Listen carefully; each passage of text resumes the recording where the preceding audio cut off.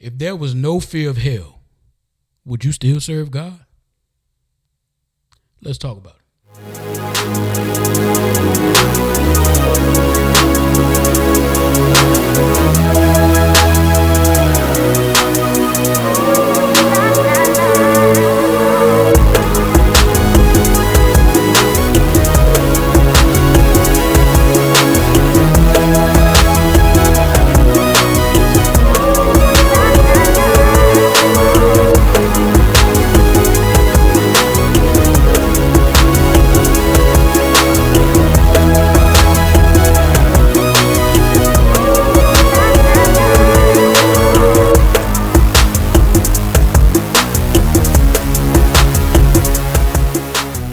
Okay, welcome back to Let's Talk About It. I'm your host, Edward Crawley Jr.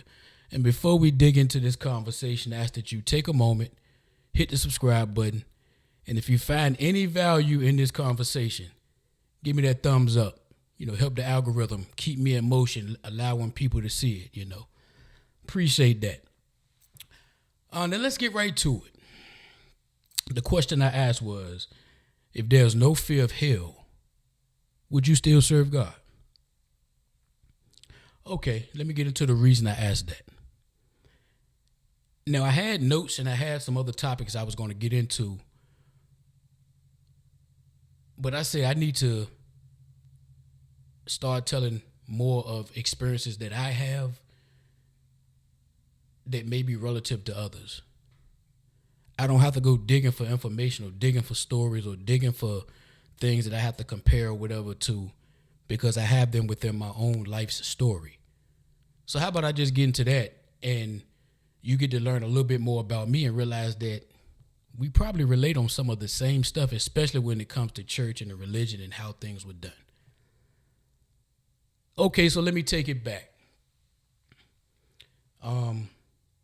Fear. I grew up Kojic, Church of God in Christ. My father's yet a pastor to this day. That whole side of my family is, very churchy. And I'm not saying that to mean anything bad. I'm just saying my father's side was the one that pretty much everybody did something in church. At a young age, unaware and unconsciously, fear was starting to be programmed within the psyche. I remember being young at church. There was this movie or film that they used to show us. And if anybody that happens to know me and watch this can remember that, please put the name down there. And I can't remember all of the specific details, but I remember that it was like little short stories or short movies within the movie showing different scenarios. And the turning point was that the people ultimately weren't living right, and they came to some type of tragic demise where they ended up dying and going to hell. And that was supposed to be like a lesson or whatever to us so that we wouldn't go down that same path. Fear. I remember fear being so much a part of the programming, the unconscious programming, because you don't realize it at first. That even as I started getting older, I remember I was about between 13 and 15. And I got to the point when I would go to bed at night, I would be scared. Now, initially, I didn't tell anybody this, and I dealt with this for a while. I would be terrified because I didn't want to die and go to hell. It wasn't because I wanted to go to heaven. I was afraid of dying and going to hell. So I remember the first time I got saved. I came out my room, walked back to my parents' bedroom, and my mother was in there. And I went in there kind of crying, I want to get saved. Of course, she was overjoyed and all of that good stuff. I told her, because I want to die and go to hell. And even it felt funny saying it, but that's all I had at the time. That's all the programming that I had been given. I had nothing else outside of that to say that this could or couldn't be accurate or true or didn't have anything to challenge that. So I was just going on what I had. So she took me up front, and my father was up front in the family room. And, they did the little, if you accept the Lord, that Jesus died on the cross and rose the third day whole thing, thou shalt be saved. Romans 10 and 9, something like that. I think I still remember some of them scriptures. And after that, I went right back to bed. I was still a little nervous because I didn't feel different. I was expecting to feel this boom shakalaka shaking, like the something gonna be lifted up off me. My ding gonna get longer. I'm gonna get a little stronger. I was still a little chubby at the time. I was gonna get some muscles. I was just expecting something transformative. And I just went to bed. Got up the next day, and I was saved. But somehow I still wanted to cuss. And somehow my desire to look at titties just didn't go away. I still wanted to squeeze a little tushy if I could. So I'm like, if I'm saved, why do I still feel these things?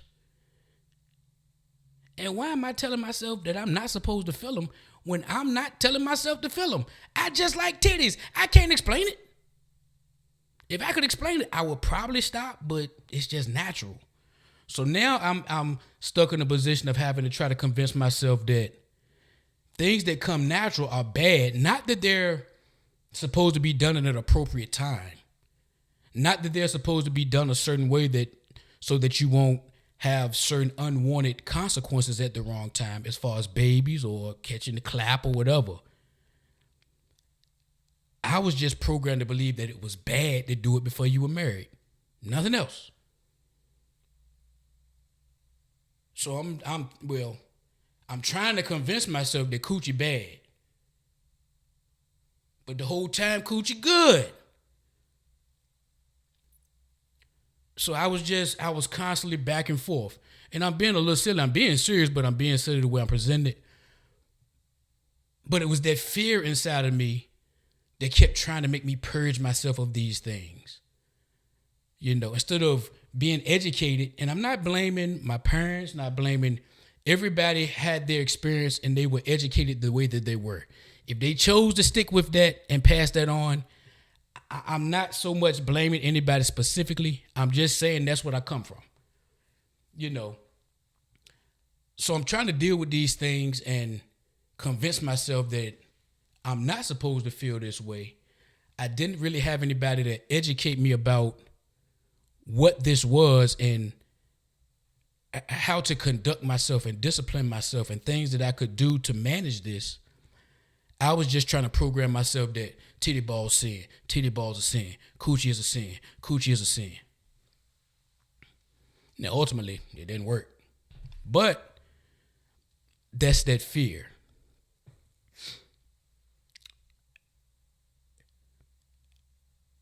Just randomly, so often, and I'm not saying that it's never said, but many times along the way when I would hear somebody say or be asked, why did you get saved? Why you give your life to the Lord? I rarely hear them say, because I want to die and go to heaven. Say, because I ain't want to die and go to hell. That's fear. And if God has not given us the spirit of fear, but a spirit of love, power, and of a sound mind, then why is everything that we doing based on fear? Activate your mind. Think, don't just hear what I'm saying, activate it. If God has not given us the spirit of fear to be fearful, then why is everything in the doctrine and in the religion and how it's enforced, no matter how pretty it's packaged, based on fear? Oh, I ain't gonna go over there because I don't want to displease God. It's not that you don't want to go over there because you feel some positivity, or that you don't want to go over there because you're scared. You don't want to do this. Oh, let me not say that. I don't want God to strike me down. Come on, I'm talking to somebody. Come on, somebody. Cash App TSOVOILZ. You can send it to me. You're doing it because you're scared. And you might not have even realized that the way you're speaking, thinking, and conducting yourself is out of fear. It's not because you love God. It's because you fear hell. Your fear of dying and going to hell is greater than your love for God. If any of it exists, I'm just speaking to the ones that believe that it exists. Your fear of hell is greater than your desire and your love for God. That's why you're always having to stop yourself from doing stuff. I hope that something I'm saying is clicking and getting you to actively think. As I said, I don't want you to just hear this and either be entertained or be bored. I want it to activate something and allow you to start thinking things through. To stop just going through the day robotically, just doing what needs to be done or what people are used to seeing you do, or saying what you're used to seeing them, hearing you say. And start actively thinking, start actively talking, and actively moving. Start challenging things. Why is this whole mantra put out there that God is love, yet I have to be scared of everything? Some of y'all stopped smoking and drinking, not because you wanted to, it's because you didn't want to die and go to hell. Not because you wanted to have better lungs or better liver, kidney, whatever. It ain't had nothing to do with your health. Fuck your lungs. I don't want to die and go to hell. I'm scared. Some of you finally stopped cheating on your wife. You finally did after 15 years. You finally stopped because I'm going to go on in now. I done played around long enough. I'm going to stop playing because I can get slipped and get caught out there. I don't want to get caught out there. God gave me some grace, his mercy. So I'm going to go on ahead in. You scared. It got nothing to do with loving God. Because if it had something to do with loving God, you wouldn't be doing other thing anyway. That's how I see it. You wouldn't always be repenting and having to stop yourself and think about it and check yourself, because you would be operating out of love. You wouldn't be cheating on your wife because God is love and I love my wife, so I ain't going to cheat on my wife. She got a coochie. I don't need all the coochies as long as she got a coochie and it work. You know, and that she's good to me. You know. So you have to decide, like, where do you want to play your part? Do you want to continue to live in fear of everything? Or do you want to stop and analyze and say, what am I doing?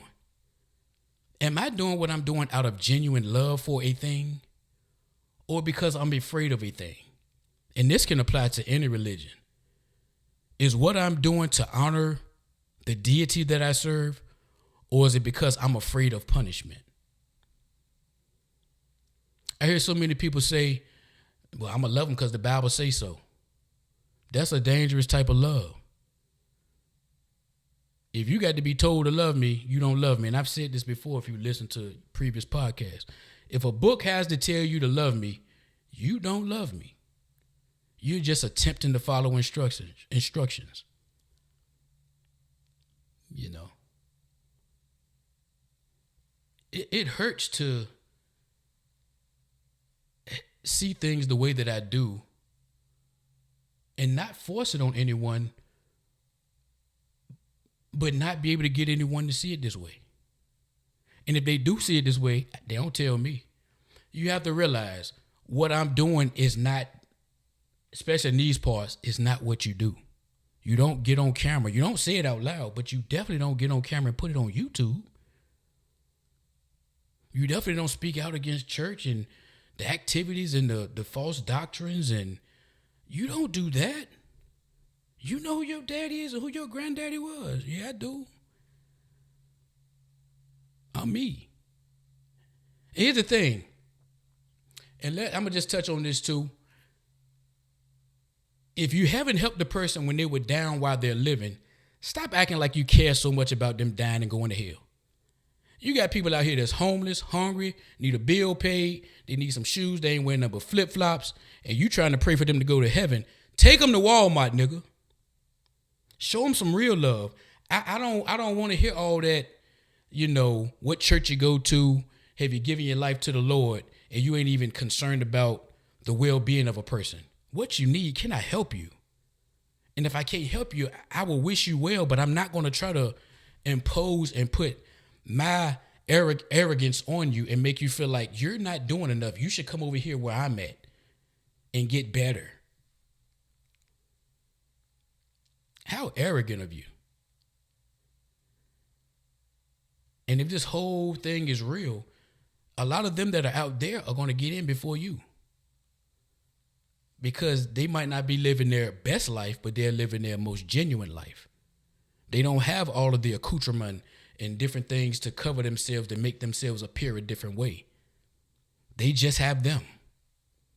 What's your excuse? Your job title, your ministerial title, your car, your watches, your wife, your husband, your side pieces, your step husband. What is it? Your bank account. What's making you feel like that you're in a position that you have to pull them in? Oh, it's economics.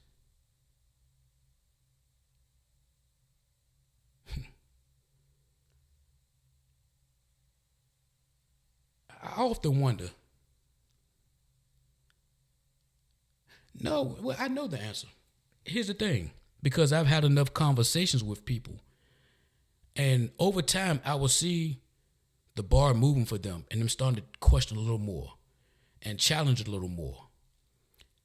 Now, when I first stepped away from religion, I used to try to engage the conversation, make it happen, make it happen. But then I realized, like, for one, that's too tiring. And two, I was starting to make enemies with people I actually had love for. And I was like, that's not what you want. If you're going to do that, you might as well stay in church and piss them off from that side.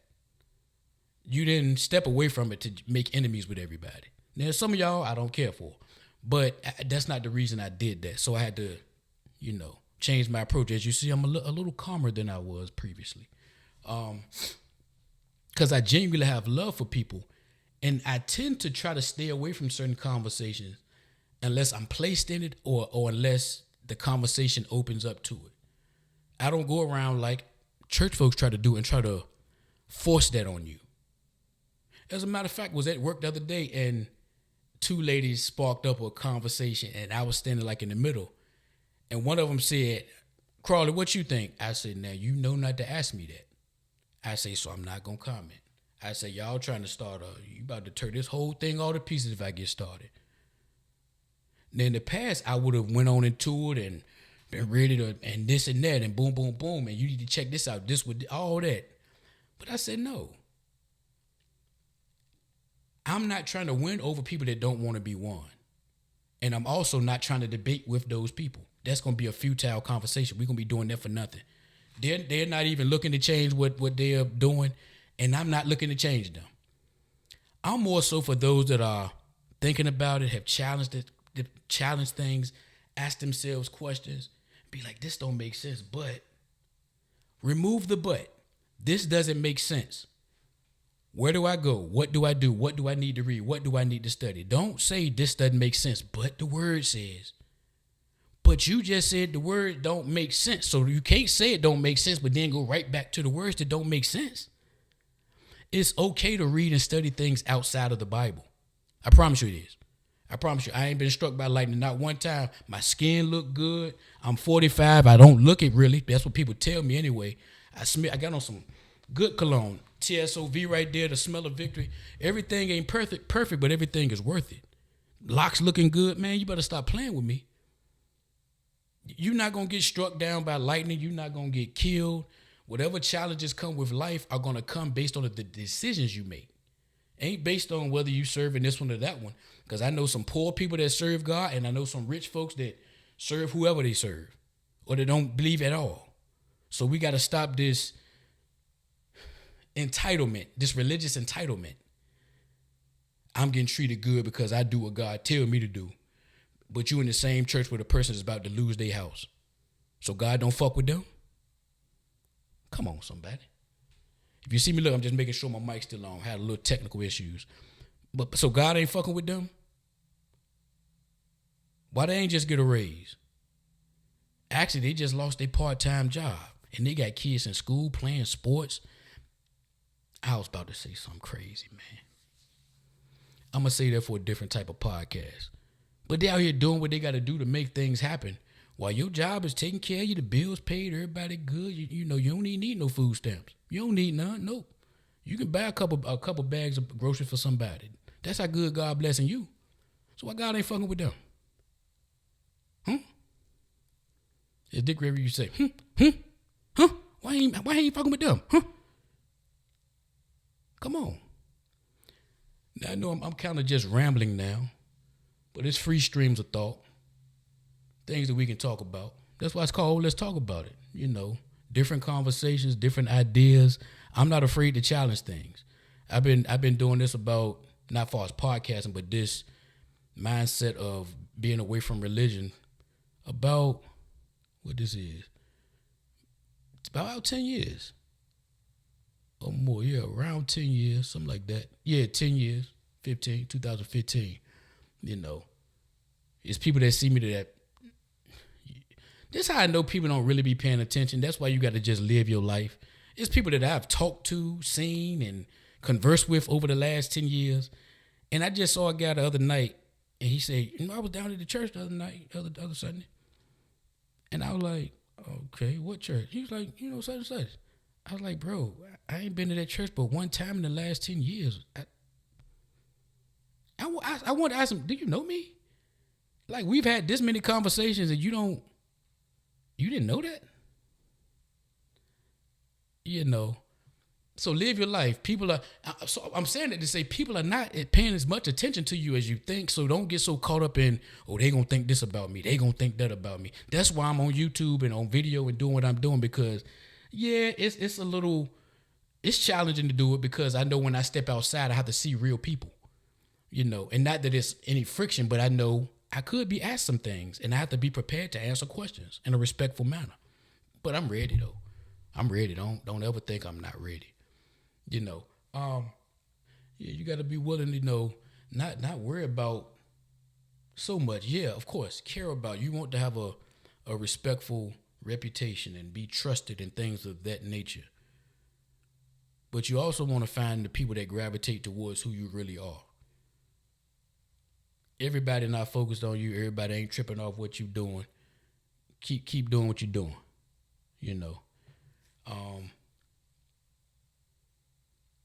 Yeah, that's it. Like I said, I hope I didn't ramble on too much. I hope you got something out of it.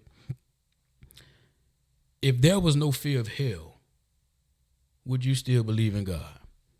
And if you said yes too quick, I don't believe you, because you haven't, like I say, activate your mind. Think about it. Really go down the list and think about these things. Don't just say yes based on the programming. Fuck the programming. Part of my point is to try to help deprogram you. Reprogram yourself, however. I can't do everything. You're going to have to pay me to reprogram you. I ain't Steve Jobs. I ain't trying to rebuild Apple all over again. But I am trying to pull some of that stuff out of you, and you do the work of rebuilding, if that's possible. Can we do that? All right? I love you. Okay. And that's it. Like I said, I wasn't going to be before you long. Just wanted to bring that to you. Hopefully you get some out of it. And if you don't, hit the thumbs up anyway. Say something anyway. I'm going to be back next week anyway. So if I didn't get it right this week, we're going to try to get it next week, baby. I love you. Anyway, it's been nice. Live without fear. Live without limitations. Love yourself more than you love anybody else. I'm out. Peace.